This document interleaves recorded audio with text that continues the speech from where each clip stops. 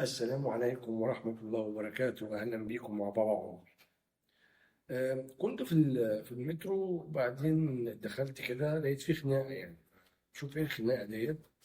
فلقيت بنت كان لابسها بصراحة يعني ملفت بشكل فج شوية، ومجموعة شباب بتتخانق معاهم عشان بيبصوا عليها، وهي بتقول لهم أنا حرة البس اللي ألبسه. لا خلاص أنا حرة أبص عليكي طالما أنت مش عايزة تحترمي نفسك. حوار كده قديم وجديد في نفس الوقت، يعني الحوار ده كتير بنسمعه وفي لغط كتير. انا بس حابب اقول كلمتين مش اكتر يعني. ربنا هيحاسب الست اللي اتعرت لو كل الرجاله غضوا بصرهم، وربنا هيحاسب كل الرجاله اللي ما غضوش بصرهم لو كل الستات تعرض. بمعنى هيفضل الصح صح لو مفيش حد بيعمله، وهيفضل الغلط غلط لو الدنيا كلها بتعمله هو غلط. يا جماعة فكرة البسي عدل عشان ما ابصش عليكي، وانت غض بصرك عشان ما ابص عشان حرام، وانت البسي عشان ما ابصش، الفكرة مش كده خالص. انتوا بتجادلوا في ايه؟ هي خناقة في معصية الله. انتوا بتزايدوا على المعصية، هو غلط وهي غلط. هو ما غضش بصره وهي تحرت. لا انت ليك حق تبص ولا انت ليك حق تتعرض، بس الموضوع ببساطة يعني.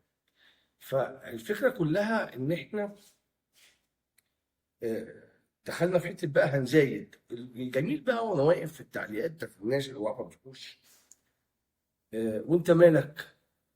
يعني إيه أنا مالي؟ هو ربنا أمر بكده؟ أيوة، ما هو ربنا ما أمرش بكده، وأنت برضه ربنا ما أمركش إنك تبص عليها. يعني دخلنا بقى إيه؟ آه، زي ما بيقولوا مش عارف عيش على الخير والحاجات دي. يعني أنت النهارده مش من حقك تعمل ده، وأنت لازم تحترم المجتمع والإسلام والدين وربنا قبل ده كله. لكن هو الملفت في الامر، انت لابسه ليه كده؟ انت بتبص على ايه يا حيوان؟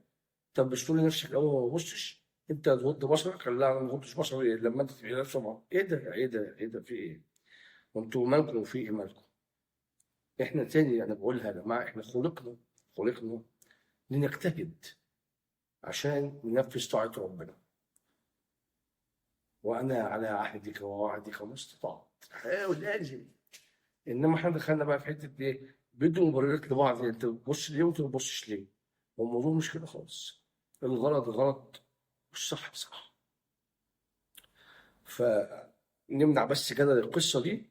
تاني هختمها بالجمله ديت: لو كل الستات اتعرت وكل الرجاله غضوا بصرهم هتتحاسب اللي اتعرت. واضح الامر؟ فبس الموضوع ده مدان وده مدان، ده بيعمل ذنب وده بيعمل ذنب. ما بقاش بقى كل واحد يرمي على التاني ان هو السبب. لا تزر وازرة وزر اخرى. انت السبب، انت اللي خلتني عملت، انت اللي خلتني. عملنا زي الشيطان بقى لما ايه؟ لما قال له يعني ربنا ما اغويتهم. يعني يعني الشيطان بقى ايه بياخدنا في السكه، واحنا بنمشي بقى وفاهمين ان احنا صح، وفي الاخر يقول لك انا ما المفروض يعمل كده طبعا. فبالله عليكم بس بقول عايز تستقيم شويه. يا عمي انا بصيت، انت غلط وده ذنب، استغفر ربك. ويا ست انت اللي ماشيه في الشارع كده بعد اذنك، خافي من يوم لقاء ربنا، مش اكتر ولا اقل. مش هقول لك ان انت علشان من حقي امشي كده، مش من حقك. عشان ربنا ما قالش كده، بس ربنا ما قالش نتعرى، عشان دي مش حريه. مفيش حريه في معصيه الله. مفيش حريه في معصيه الله. مفيش حريه في معصيه الله بني ادم. عشان بس دي يقول لك حريه، دي مش حريه، دي قله ادب. فانا بس عشان الحوار استوقفني ان كل واحد فيهم بيرمي التهمه على التاني، ومشيوا خالص ان هما الاثنين كانوا بيعيشوا ربنا.